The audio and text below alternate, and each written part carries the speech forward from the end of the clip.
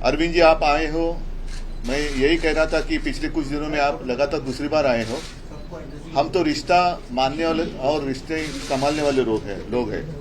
ठीक है, राजनीति अपनी और अपनी जगह पर है, स्वाभाविक है। आने वाला वर्ष निवडणूक का, इलेक्शन का या चुनाव का वर्ष है। इस बार अगर ट्रेन छूट गई तो हमारे देश से प्रजातंत्र गायब हो जाएगा, और प्रजातंत्र को कायम बचाने के लिए मैं सिर्फ विपक्ष, ये शब्द जो है वो थोड़ा सा गोलमाल शब्द है। विपक्ष मतलब किसका विपक्ष, किसका विरोधी? हम तो सारे देश प्रेमी हैं, और देश से जो प्रजातंत्र हटाना चाहते हैं वो प्रजातंत्र के लिए और देश के लिए मैं मानता हूं आज से उनको विपक्ष या विरोधी बोलना चाहिए। लोकतंत्र विरोधी, लोकतंत्र विरोधी लोगों का मुकाबला करने के लिए और देश को बचाने के लिए हम एक साथ आए हैं, संविधान को बचाने के लिए आए हैं। और जैसा अभी आपने देखा होगा, पिछले कुछ दिनों में सर्वोच्च न्यायालय ने 2 निकाल दिए हैं। एक तो शिवसेना के बारे में है और दूसरा दिल्ली के बारे में, दिल्ली के विषय में।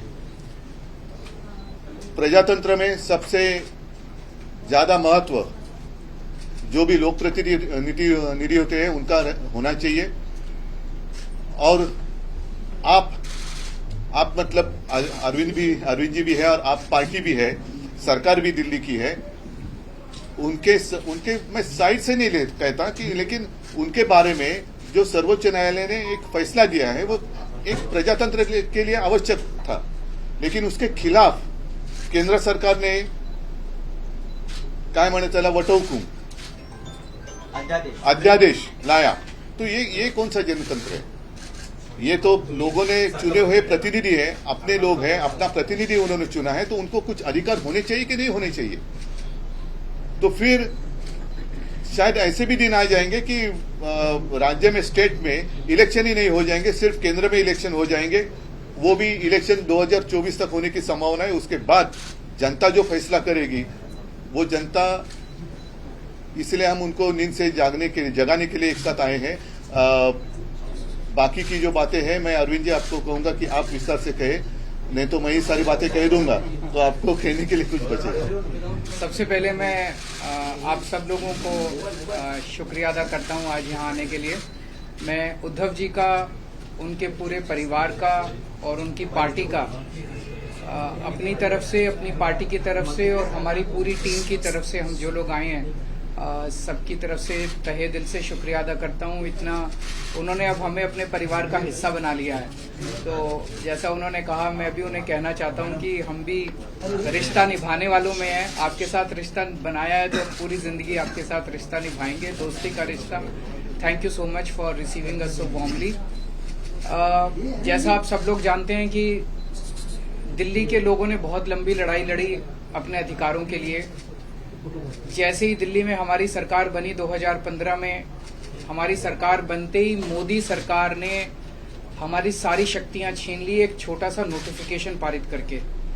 फरवरी 2015 में सरकार बनी और मई के अंदर 3 महीने में नोटिफिकेशन जारी करके हमारी सारी शक्तियां छीन ली। 8 साल दिल्ली के लोगों ने लड़ाई लड़ी सुप्रीम कोर्ट के अंदर। 8 साल लड़ाई लड़ने के बाद सुप्रीम कोर्ट ने हमारे पक्ष में फैसला दिया। जिस दिन फैसला आया 8 साल की लड़ाई के बाद, उसके 8 दिन के अंदर केंद्र सरकार ने अध्यादेश जारी करके वो सारी शक्तियां वापस छीन ली। तो जनतंत्र के अंदर जनता की चलनी चाहिए कि गवर्नर की चलनी चाहिए? जनता की चलनी चाहिए कि केंद्र की चलनी चाहिए? जनतंत्र में तो चुनी हुई सरकार के पास पावर होनी चाहिए ताकि जनता के जो जनता मांगे वो काम कर सके, जनता के प्रति जवाब दे तो चुनी हुई सरकार होती है। लेकिन उन्होंने सारी शक्तियां छीन ली। इसका मतलब ये साफ साफ ये लोग ये बोल रहे हैं कि हम सुप्रीम कोर्ट को नहीं मानते।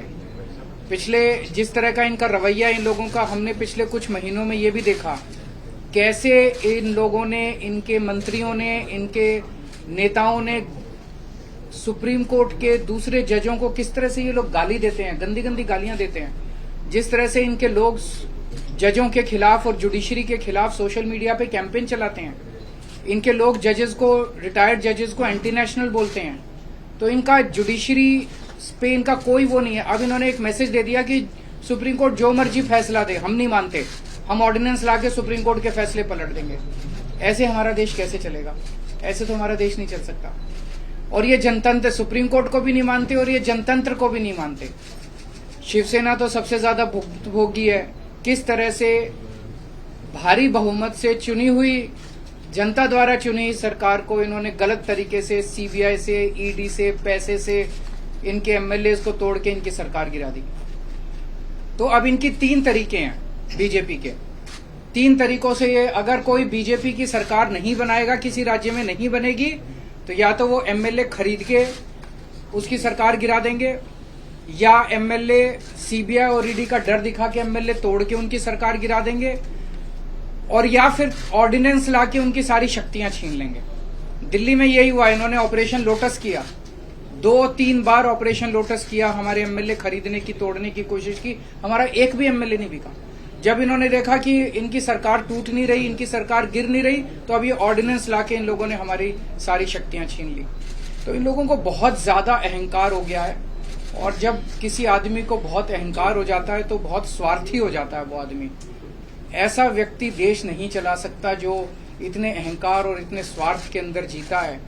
वो फिर देश के बारे में नहीं सोचता, वो केवल, ये ऑर्डिनेंस क्या है? ये ऑर्डिनेंस ये है कि सुप्रीम कोर्ट की हिम्मत कैसे हो गई हमारे खिलाफ आदेश देने की, हम देखते हैं। तो ये अहंकार का नतीजा है। अहंकार के अंदर जब आदमी आ जाता है तो फिर कुछ नहीं बचता है। तो मैं बहुत बहुत शुक्रिया अदा करता हूँ शिवसेना का, उद्धव जी का, कि उन्होंने दिल्ली के लोगों का आज साथ दिया। ये लड़ाई दिल्ली की नहीं है, ये लड़ाई पूरे देश के अंदर संविधान की है, जनतंत्र की है, फेडरलिज्म की है। जिस तरह से सारी देश के अंदर सरकारों को परेशान किया जा रहा है, सीबीआई और ईडी का डर दिखा के सरकारें तोड़ी जा रही हैं गवर्नर्स के जरिए। आपको जान के ताज्जुब होगा, पंजाब के अंदर इस बार बजट सेशन नहीं बुलाने दिया गवर्नर ने। गवर्नर ने कहा बजट सेशन नहीं होगा। आप सोच सकते हैं, बजट सेशन की अनुमति नहीं दी गवर्नर ने। इनको सुप्रीम कोर्ट जाना पड़ा, सुप्रीम कोर्ट से आदेश लेके आए कि बजट सेशन होगा, तब बजट सेशन हुआ। तो ये तो जनतंत्र ही नहीं बचेगा। फिर चुनाव क्यों कराते हो? फिर तो एक प्रधानमंत्री और 31 गवर्नर बैठ के अपना देश चला लें। फिर कोई मुख्यमंत्री की जरूरत नहीं, कोई कैबिनेट की जरूरत नहीं, कोई काउंसिल ऑफ मिनिस्टर्स की जरूरत नहीं।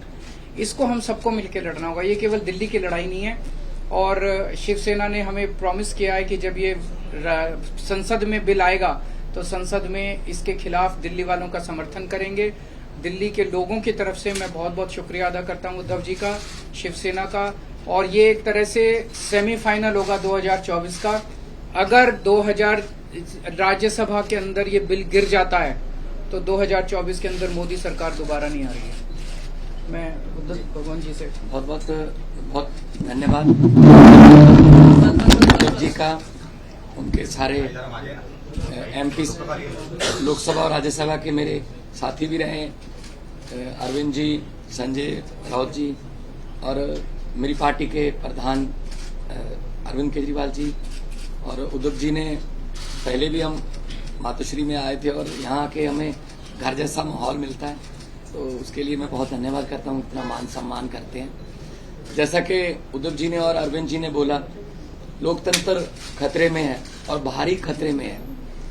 कैसे इलेक्टेड की जगह सिलेक्टेड लोग जो हैं वो जनता को चलाते हैं, वो सरकारें चलाते हैं, जबकि लोकतंत्र का मतलब है इलेक्टेड। ये गवर्नर है सिलेक्टेड। तो एलजी कौन बनाता है? एलजी की कभी एलजी ने कोई जनता से कोई गवर्नर ने किसी जनता से कोई मैंडेट लिया? नहीं लिया। अपनी मर्जी का गवर्नर लगा दिया, तंग करो चुनी हुई सरकार को। अगर सरकार इनकी नहीं बनी, हमें भी बजट सेशन के लिए सुप्रीम कोर्ट आना पड़ा। हमारे तो गवर्नर साहब इस बात से भी मुकर गए थे बजट सेशन में कि मैं माई गवर्नमेंट नहीं कहूंगा। तो हमने कहा जी माई गवर्नमेंट क्यों नहीं कहोगे आप? आपकी गवर्नमेंट, आपके सम्मान किया आपने, तो भाषण जो लिखा है वो तो पढ़ना पड़ेगा आपको, वो तो संविधान में है। इसके लिए भी हमें सुप्रीम कोर्ट से ऑर्डर लेना पड़ा कि आपको माई गवर्नमेंट कहना पड़ेगा, वरना दिस गवर्नमेंट कहने वाले थे। दिस गवर्नमेंट मतलब जो राजभवन है पूरे देश में वो बीजेपी के हेड ऑफिस बन गए हैं। जो गवर्नर है वो स्टार कैंपेनर बन गए हैं बीजेपी के। ये लोकतंत्र नहीं है। गुलदस्ते में एक ही तरह के फूल नहीं हो सकते। भारत एक गुलदस्ता है, हर फूल का अपना अपना रंग है, हर फूल की अपनी खुशबू है। तो एक माला की तरह भारत है, हर माला का मन का जो है वो अलग अलग रंग का है। लेकिन ये चाहते हैं हमारा ही हो सब कुछ। हमारा ही हो सब कुछ, हम ही राज करें। जैसा कि अरविंद जी ने बताया, अगर जीत के नहीं आते, इलेक्शन से नहीं आते तो बाई इलेक्शन से आ जाते हैं, अगर बाई इलेक्शन से ना आए तो खरीद लेते हैं। तो देश के लिए लोकतंत्र जो है, जैसा कि अदूप जी ने कहा कि विपक्ष नहीं है हम तो देश को प्यार करने वाले लोग हैं। असल में असली जो विरोधी हैं देश के वो हैं जो देश को चला रहे हैं, जो लोकतंत्र की हत्या कर रहे हैं, जो हर रोज धज्जियां उड़ा रहे हैं लोकतंत्र की। तो दिल्ली की, उसके बाद आपको सुन के ताज्जुब होगा, 2015 में शक्तियां छीन ली, तब 67 सीट आई थी 70 में से। शक्तियां ना होने के बावजूद भी अरविंद जी ने काम किए अपने दृढ़ इरादों से, क्योंकि उड़ान जो है वो हौसलों से होती है, वो पंखों से नहीं होती। तो शक्तियां छीनने के बाद भी काम किए। 2020 में दोबारा शक्ति दी लोगों ने, 63 सीट्स। अब इनको यही दिक्कत है कि हम लोग अब एमसीडी भी हार गए। अब इनको ये लगता है कि हम धीरे धीरे देश में हारना शुरू कर चुके हैं। तो अभी देश को बचाना है, अगर सभी को इकट्ठे होना पड़ेगा। हाँ, कुछ विचारक मतभेद होंगे कई पार्टियों के देश में, लेकिन देश बचाने के लिए हमें इकट्ठा होना पड़ेगा। अगर देश ही ना बचा तो फिर पार्टियां क्या करेंगी? पार्टियों का प्रधान बन के, मुख्यमंत्री बन के क्या करोगे जब देश ही ना रहा? 24 में अगर ये आ गए, ये संविधान बदल देंगे। और ये जिस तरीके से चल रहे हैं प्रधानमंत्री जी, बिल्कुल आने वाले दिनों में नरेंद्र पुतिन बनने वाले हैं ये। हाँ, ये इलेक्शन ही कराएंगे, ये कहेंगे 35 साल की मैं ही हूँ, बस 40 साल की लिए मैं ही हूँ। तो ये उन राहों पर चल रहे हैं। तो ये बहुत खतरनाक है। देश का लोकतंत्र जो है, देश के शहीदों ने अपना खून का कतरा कतरा, हमारे पुरखों ने कतरा कतरा खून का बहा के ये देश हमको लेके दिया था। ये किसी के बाप की जागीर नहीं है कि ये देश के मालिक बन के बैठ गए। इनकी कोई कुर्बानी, देश को आजाद करवाने में इनका कोई योगदान नहीं है, लेकिन जो आजादी के परवाने थे उन्होंने देश लेके दिया। और देश को ये किन हाथों में बेच रहे हैं, कैसे हर रोज बैंक बिक रहे हैं, रेल बेच दी, तेल बेच दिया, एयरपोर्ट बेच दिए, सब कुछ बेच दिया। कैसे जो जुडिशरी को तंग किया जा रहा है। तो हम उद्धव जी के पास इसलिए आए हैं कि क्योंकि ये भी पीड़ित हैं उस जो कुल्हाड़ी लेके बैठे हैं ये दिल्ली में, वो सब पे चलती है। तो इसके लिए हम सबको इकट्ठा होके देश को बचा। आने वाली पीढ़ियां हमसे सवाल पूछेंगी, जब लोकतंत्र खत्म हो रहा था तो आप क्या कर रहे थे? कम से कम हम जवाब देने के लायक रहेंगे कि हम कोशिश कर रहे थे, हम इनके बाद इनके विरुद्ध इकट्ठे हो रहे थे। हम लोगों को 140 करोड़ लोगों को ये बात मीडिया के जरिए अपनी अपनी भाषा में समझा रहे थे। तो लोकतंत्र को बचाने के लिए आज हम आए हैं। और मुझे खुशी है कि उद्धव जी ने बहुत ही साथ दिया, और पहले भी बहुत से मुद्दों पर हम लोकसभा में इकट्ठे लड़ते रहे हैं, शिवसेना के जितने भी MP साहबान होते हैं।